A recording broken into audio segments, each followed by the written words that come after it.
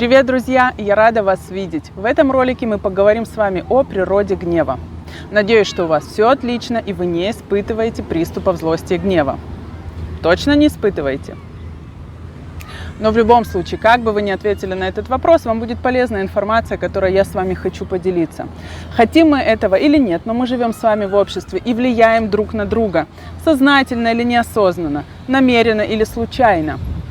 И именно поэтому, осознав природу того или иного явления, нам легче понимать себя и другого, что в свою очередь помогает выстраивать более разумные взаимоотношения. А это то, чего нам всем не хватает. И вот оно счастье и вселенская гармония.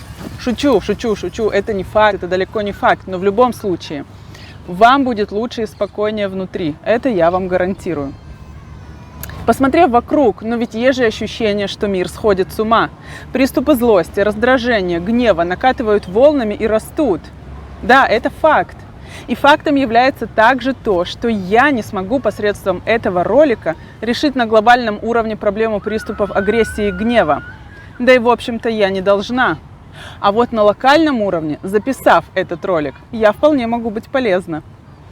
Объясню пару важных моментов, которые помогут некоторым из нас через понимание изменить подход и взаимодействие с окружающими нас людьми. Как бы это странно не звучало, но выбор входить в эмоциональное состояние под названием гнев или злость, он всегда за нами. А это значит, что руль управления всегда в наших руках и не хватает лишь определенной степени осознанности. Именно эту степень мы сейчас с вами и поднимаем. Итак, важно понимать, что злиться – это всегда энергозатратно. Давайте рассмотрим технический аспект этого явления. Когда все идет плюс-минус в соответствии с нашим желанием, мы работаем в режиме потребления определенного количества энергии. Так? Хорошим примером в данном случае может быть любое транспортное средство, которое, двигаясь с определенной скоростью, преодолевает определенное количество километров, потребляя определенное количество горючего. Что происходит с уровнем количества потребления горючего, когда водитель, двигаясь с места, разгоняет машину до максимальной скорости, чтобы пройти те же километры за более короткое время?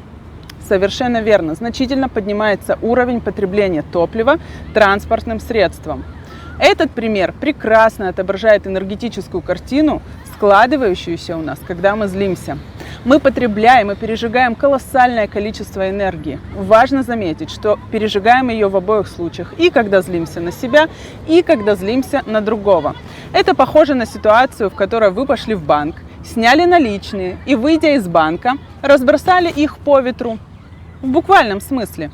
Вряд ли кто-нибудь из нас вел бы себя таким образом с деньгами. При этом, как бы это ни было парадоксально, мы именно так себя ведем с энергетической точки зрения, выбирая злиться и гневаться. Давайте теперь всякий раз, как соберемся закипать, представлять картинку у себя в голове, стоящего себя и раскидывающего деньги по ветру. Возможно, некоторым из вас это поможет привить правильную привычку. Второй момент, и тут немного сложнее. Понимать, что необходимость включать режим турбо у нас возникает вследствие желания управлять другим человеком. Я хочу, чтобы он делал это именно так, вел себя эдак, так как я знаю, я понимаю, я вижу лучше. Или тупо мне так удобнее, и я так привык. Корень у всего вышеперечисленного один. Я знаю, как надо, а ты дурак. И бесишь меня, потому что сопротивляешься мне и не соглашаешься видеть это моими глазами. Какой наглец! Что это он себе вообразил? Надо сказать, что чаще всего это неосознанные вещи. Как бы то ни было, у нас включается режим турбо, и мы притягиваем большое количество огня, выходим на тропу войны, пытаясь своей энергией повлиять на другого, пробить его, чтобы он сделал то, что я хочу.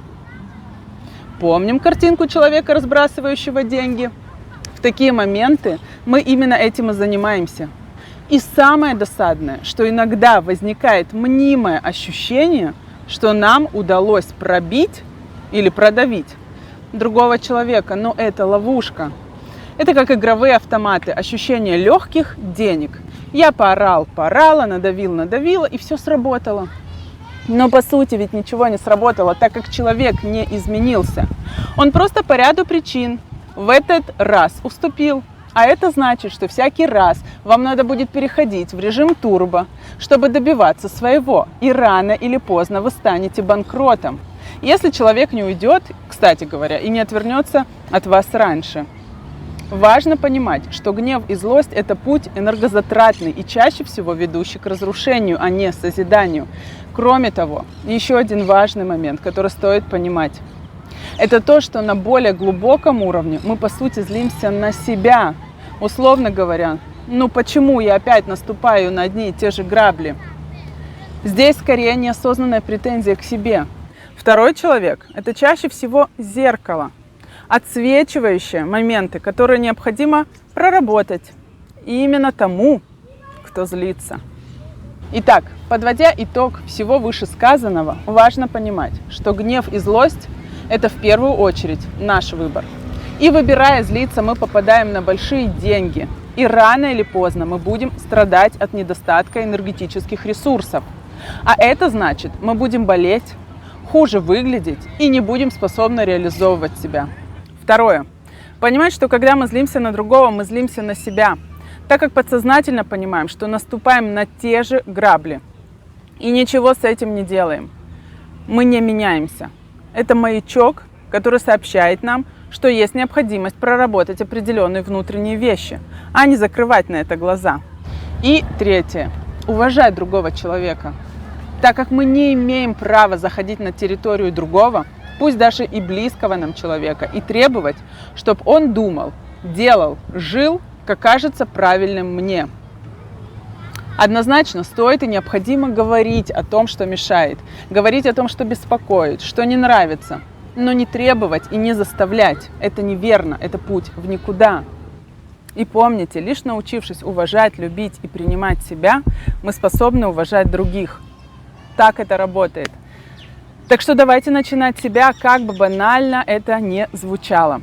На этом все. Если вам было полезно, если вам понравилось, буду рада слышать ваши отзывы, вопросы, пожелания. Ну и дальше все по тексту. Колокольчики, подписывайтесь. До новых встреч. Пока.